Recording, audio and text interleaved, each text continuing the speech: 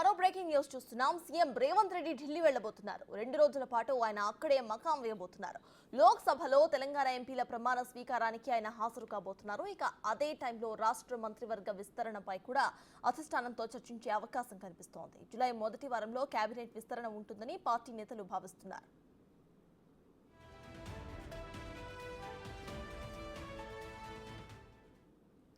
ఇక కొందరు ఆశావాహులు ఇప్పటికే కేబినెట్ లో చేరేందుకు ప్రయత్నాలు చేస్తున్నారు. ఇక కొత్త పీసీసీ ఎంపికపై కూడా రేవంత్ రెడ్డి అధిష్టానంతో చర్చించే ఛాన్స్ ఉంది.